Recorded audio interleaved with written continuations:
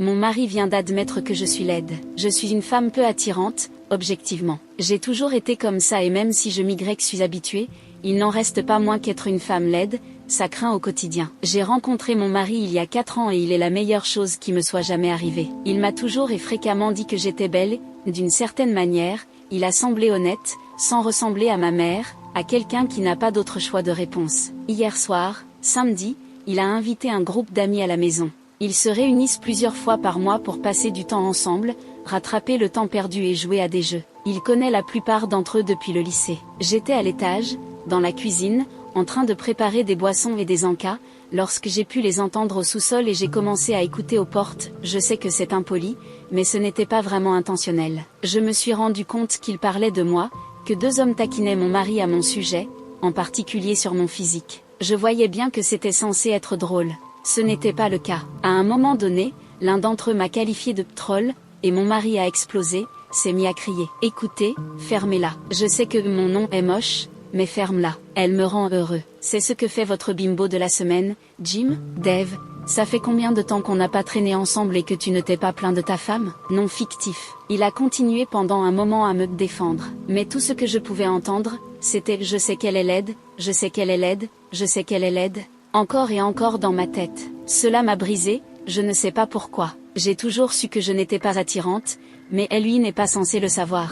Il me dit que je suis belle avec tant de sincérité et de constance que j'ai commencé à croire qu'il le pensait. J'ai commencé à pleurer et j'ai couru sous la douche pour que personne ne m'entende. Quand j'en suis sortie, 1 heure plus tard, tout le monde était rentré chez soi, bien plus tôt que d'habitude. Je suis allée me coucher et je ne lui ai pas parlé de toute la journée. Mais je pense que j'ai réussi à éviter de lui faire savoir que j'étais bouleversée, ou à l'éviter. Je sais rationnellement que ce qu'il a dit était vrai et gentil, et que je devrais être heureuse qu'il m'aime moi et pas mon corps, mais ça ne semble pas avoir d'importance. Je veux juste être jolie. Je me sens si superficielle. J'ai pleuré toute la journée. Que dois-je lui dire?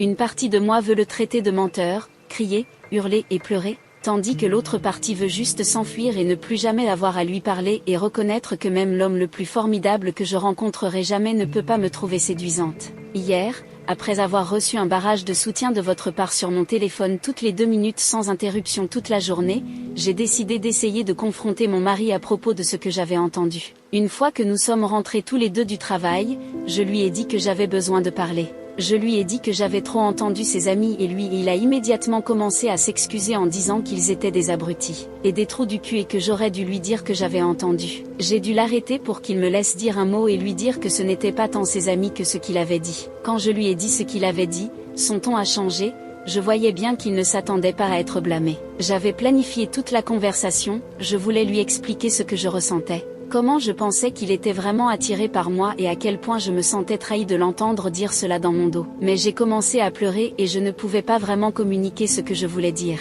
Il a été génial et m'a prise dans ses bras, puis, après 1 minute, il a commencé à parler comme s'il lisait directement les commentaires les plus gentils de la discussion originale, en me disant qu'il était juste en colère et qu'il n'avait pas très bien parlé. Il m'a dit qu'il me trouvait vraiment attirante, même si le monde ne le fait pas et que ses amis ne le font pas. Je me suis calmée assez rapidement, j'avais pratiquement pleuré à chaudes larmes la veille. Il m'a emmenée à son ordinateur et m'a montré un email qu'il avait envoyé à tous ses amis dimanche. J'aimerais pouvoir le copier-coller maintenant, mais en gros, il a traité tous ses amis de salauds, a dit qu'ils avaient franchi la ligne qui séparait les discussions de bon aloi des comportements de salauds, et qu'ils avaient continué à aller bien plus loin. Il a dit que, pour une durée indéterminée, il devrait trouver un autre hôte, qu'ils n'étaient plus les bienvenus chez moi. Il a en fait dit chez mon nom, je pensais que cela donnerait l'impression que je lui donnais des ordres de salope, mais il a dit qu'il voulait juste comprendre à quel point ce qu'il faisait était répréhensible. Le voir prendre à nouveau ma défense m'a fait plaisir, surtout qu'il l'a fait sans parler de moi en mal,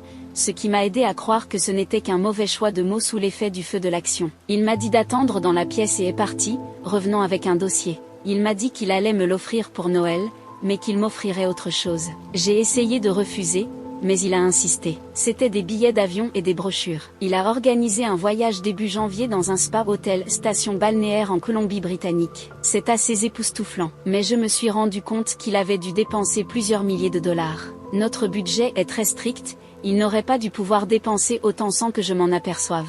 Je lui ai demandé où il avait trouvé l'argent et il m'a répondu qu'il avait planifié cela depuis plus d'1 an, qu'il avait mis de côté tout l'argent attribué à ses dépenses hebdomadaires et qu'il l'avait collecté là où je ne l'aurais pas remarqué, en faisant de la monnaie sur les courses, etc. Quand je dis que parfois je ne suis pas sûr de le mériter, comprenez que je ne traverse pas une crise que j'ai besoin d'aider à gérer, il est juste vraiment génial. Il m'emmène dîner, je dois donc y aller, mais je reviendrai ce soir.